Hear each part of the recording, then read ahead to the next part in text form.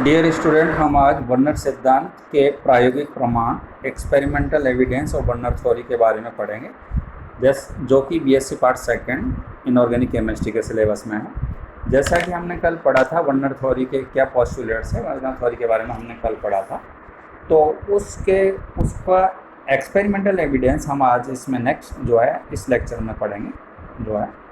तो जो complex Werner ने लिए थे उन कॉम्प्लेक्सों को हम एक्सपेरिमेंटल रूप से भी हम जो है यहाँ पर समझ सकते हैं।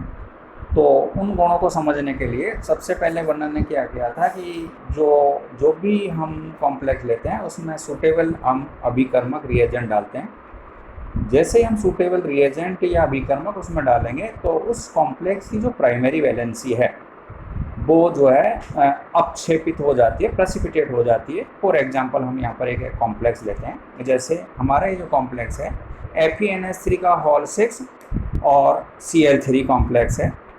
इस Cl3 कॉम्प्लेक्स को हमने FeNH3 का होल 6 बड़ा कोष्ठक कोऑर्डिनेशन स्क्वायर, और इस कॉम्प्लेक्स की जब हम जो है H2O के साथ में हम रिएक्शन कराते हैं, इसमें H2O डालते हैं और इस H2 विलयन डालते हैं, उसमें जैसे हम 3 मोल यहाँ पर AgCl इसमें डालेंगे तो क्या होगा, इस कॉम्प्लेक्स का जो डिस्यूशन होगा वो FeNH3 का होल 6 बड़ा कोष्ठक +3 और 3Cl माइनस आयन देगा।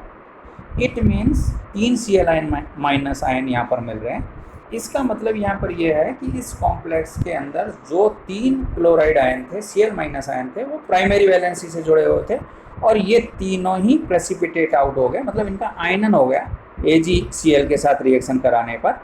तो इससे हमें ये मालूम चला इस कॉम्प्लेक्स में कि इस कॉम्प्लेक्स में 3 Cl माइनस आयन जो है प्राइमरी वैलेंसी से जुड़े हुए हैं, जबकि 6 अमोनिया जो आयन है, अमोनिया जो है मॉलिक्यूल्स है, वो सेकेंडरी वैलेंसी से Fe से जुड़े हुए हैं। तो इस प्रकार से हम जो है प्राइमरी वैलेंसी का अपक्षेपण यहाँ पर समझ सकते हैं। कोई भी कॉम्प्लेक्स लें उसमें कितने जो है लिगेंड्स या मॉलिक्यूल्स जो है प्राइमरी वैलेंसी जो है वो सूटेबल सॉल्वेंट या रिएजेंट की रिएक्शन से वो प्रेसिपिटेट हो जाएंगे, मतलब आयन के रूप में बाहर निकल जाएंगे। दूसरा इसने वर्नर ने जो इसका एविडेंस लिया था वो लिया था यहाँ पर इलेक्ट्रिक कंडक्टेंस।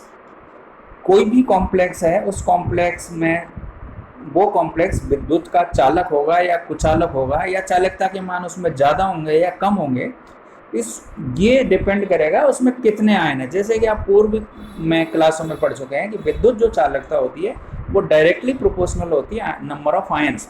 जिस कंपाउंड्स में या जिस कॉम्प्लेक्स में आयनों की संख्या ज़्यादा होगी वो इलेक्ट्रिक कंडक्टर होगा और उसमें चालकता का मान उतना ही ज़्यादा होगा। अगर आयनों की संख्या उसमें नहीं है तो वो विद्युत का कुचालक होगा, तो मतलब उसमें कंडक्टेंस प्रॉपर्टीज नहीं होगी। इसके लिए हम यहाँ पर एग्जाम्पल ले रहे हैं कि हम जो है जलीय NH3 एक कॉम्प्लेक्स ले रहे हैं, जलीय NH3 का होल 6 बड़ा कोष्ठक Cl3 की विद्युत चालकता जलीय विलयन में अगर हम निकालें तो जो विद्युत चालकता है जलीय FeNH3 का होल 5 Cl बड़ा कोष्ठक Cl2 से अधिक होती है। इसको यहाँ पर वर्णन ने इस तरीके से समझाया कि जब इस FeNH3 का होल 6 बड़ा कोष्ठक Cl3, तो इसका जो आयनन होता है तो इसमें कुल 4 आयन बनते हैं।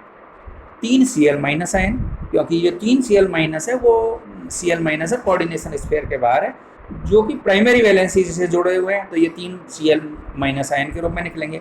और एक यहाँ पर FeNH3 का होल 6 बड़ा कोष्ठक +3 आयन, तो इस कॉम्प्लेक्स की जो चालकता का मान है वो 4 आयनों की वजह से होगा। डिटो हम दूसरा कॉम्प्लेक्स यहाँ पर लेते हैं FeNH3 का होल 5 Cl बड़ा कोष्ठक Cl2, तो इस कॉम्प्लेक्स में जो 2 Cl है, जो Cl माइनस आयन है जो स्क्वायर ब्रैकेट के बाहर है, वो प्राइमरी वैलेंसी से जुड़े हुए हैं। इसलिए जब हम इस कॉम्प्लेक्स का जब आयनन होगा तो इसमें 2 Cl माइनस आयन और दूसरा आयन यहाँ पर होगा FeNH3 का होल 5 Cl बड़ा कोष्ठक +2। तो इसमें टोटल 2 तो Cl माइनस है और एक कॉम्प्लेक्स जो है FeNH3 का होल 5 Cl +2, तो कुल इसमें आयन की संख्या है 3।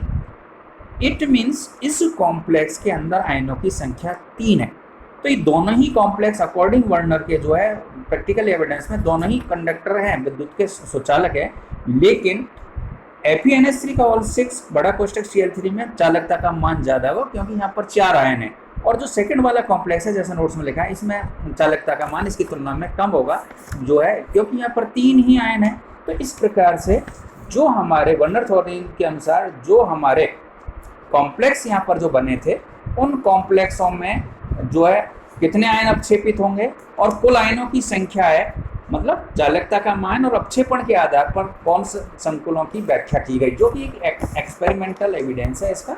तो इसको समझने के लिए हम बहुत सारे यहाँ पर संकुल ले सकते हैं और उन संकुलों में अपक्षेपित Cl माइनस आयन की संख्या और कुल आयनों की संख्या हम यहाँ पर निकाल सकते हैं, जैसा कि नोट्स में इस टेबल में दिखाया गया है। तो फॉर एग्जांपल हम यहाँ पर कॉम्प्लेक्स ले रहे हैं PtCl4.6NH3। तो इस कॉम्प्लेक्स का आयनिक सूत्र हमने यहाँ पर लिखा हुआ है PtNH3 का होल 6 बड़ा कोष्ठक और Cl4। तो इसमें अपक्षेपित Cl माइनस आयनों की संख्या है 4 और कुल आयनों की संख्या है इसमें 5। डिटो हम यहाँ पर दूसरा कॉम्प्लेक्स लें PtCl4 5NH3। तो इस कॉम्प्लेक्स का आयनिक फॉर्मूला होगा यहाँ पर हम जो है PtNH3 का ऑल 5Cl माना है बड़ा कोष्ठक और 3 Cl3। तो इसमें अपक्षेपित Cl आयन जो कि कोऑर्डिनेशन स्फीयर के बाहर जुड़े हैं 3 Cl, तो वो 3 Cl माइनस के रूप में अपक्षेपित प्रेसिपिटेटर होंगे और इसमें कुल जो आयन बनेंगे वो बनेंगे यहाँ पर 4। डिटो यहाँ पर हम Pt का दूसरा कॉम्प्लेक्स PtCl4 4NH3। तो इस कॉम्प्लेक्स का आयनिक फॉर्मूला है PtNH3 का होल Cl2 बड़ा कोष्ठक और Cl2। तो जिसमें अपक्षेपित Cl माइनस आयन की संख्या है 2 और कुल आयनों की संख्या है 3। इसी प्रकार से हम PtCl4 3NH3 कॉम्प्लेक्स ले रहे हैं। तो इसका आयनिक फॉर्मूला है PtNH3 का होल थ्राइस Cl3 बड़ा कोष्ठक Cl। तो इसमें बड़े कोष्ठक के बारे में एक ही Cl आयन है जो प्राइमरी वैलेंस सेटिस्फाई कर रहा है। तो अपक्षेपित Cl आयन की संख्या इसमें होगी 1 और कुल आयनों की संख्या होगी इसमें 2। डिटो यहाँ पर PtCl4.2NH3 कॉम्प्लेक्स लेते हैं। इस कॉम्प्लेक्स को हम आयनिक फॉर्मूला में यहाँ पर लिखते हैं। तो PtNH3 का होल ट्वाइस Cl4 बड़ा कोष्ठक और इसके बाईं तरफ कुछ भी नहीं है। तो इस कॉम्प्लेक्स में आयनों अपक्षेपित Cl माइनस आयन की संख्या है 0, क्योंकि चारों Cl आयन जो क्लोराइड आयन यहाँ जो क्लोराइड जुड़े हुए हैं Cl लिगेंड जो जुड़ा हुआ है वो सेकेंडरी वैलेंस से जुड़ा है, तो वो तो अपक्षेपित होगा नहीं यहाँ पर। तो इसमें अपक्षेपित Cl माइनस आयन की संख्या है 0। अब चूंकि ये न्यूट्रल है, कोऑर्डिनेशन स्फीयर पर कोई चार्ज नहीं है, इसलिए कुल आयनों की संख्या भी इसमें 0 होगी। इट मीन्स ये कॉम्प्लेक्स इलेक्ट्रिक कंडक्टेंस शो नहीं करेगा, चालकता गुण नहीं प्रदर्शित करेगा, ये नॉन इलेक्ट्रोलाइट होगा। इस प्रकार उपरोक्त प्रमाणों के आधार पर संकुलों के गुणों को जो है प्रायोगिक रूप से वर्नर ने समझाने की यहाँ पर कोशिश की है, जो कि हम दूसरे भी एग्जाम्पल ले सकते हैं, किसी PaNH3 और एग्जाम्पल यहाँ पर ले सकते हैं। हमने प्लेटियम के कॉम्प्लेक्स से यहाँ पर एग्जाम्पल लिए थे, तो इस तरीके से हम यहाँ पर इसको प्रायोगिक प्रमाण समझ सकते हैं। अब वर्नर जो सिद्धांत है, इस वर्नर सिद्धांत ने यहाँ पर बहुत सारी कॉम्प्लेक्स की बहुत सारी बातों को समझाने का प्रयास किया, लेकिन इस सिद्धांत में बहुत सारी जो है कमियाँ हैं, लिमिटेशंस हैं, जो कि नहीं समझा पाई। हालांकि वर्नर थ्योरी जो है कोऑर्डिनेशन की बिगिनिंग थ्योरी थी, तो ये नहीं समझा पाया। तो उसको हम जो है कौन से ऐसी कमियां थी वर्नर, कौन सी ऐसी लिमिटेशंस थी जो वर्नर उसको कॉम्प्लेक्स केमिस्ट्री को समझा नहीं पाया, तो हम 1 बाय 1 यहाँ पर 3-4 इसकी नेक्स्ट बहुत सारी कमियां हैं, वो मैं 1 बाय 1 यहाँ पर बताता हूँ। देखिए वर्नर सिद्धांत के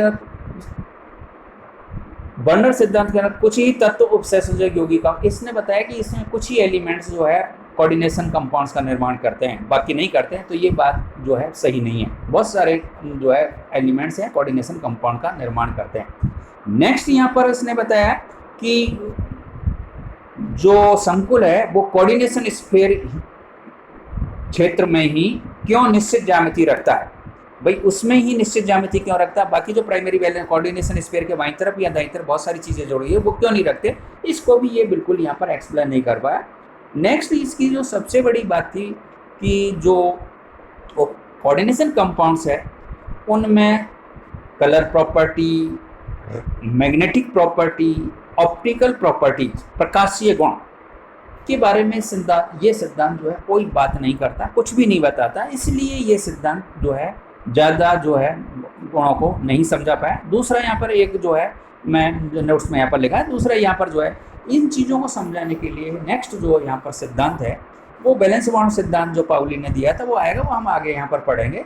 तो जो वर्नर सिद्धांत है, हमने फर्स्ट लेक्चर में वर्नर सिद्धांत के क्या पॉइंट्स थे, क्या उसने बताया, कैसे स्ट्रक्चर प्रूव की, वो पढ़ा था। और सेकंड जो लेक्चर है हमारे जो वर्नर थ्योरी के ऊपर था, उसमें इसके प्रैक्टिकल एविडेंस बताया उसने, और उसके साथ साथ वर्नर सिद्धांत में क्या लिमिटेशंस है हमने यहाँ पर पढ़ा है। तो आई होप आपको वर्नर सिद्धांत के बारे में काफ़ी समझने को मिला हुआ। Thank you. Doctor H.S. Goswami, government college Kota.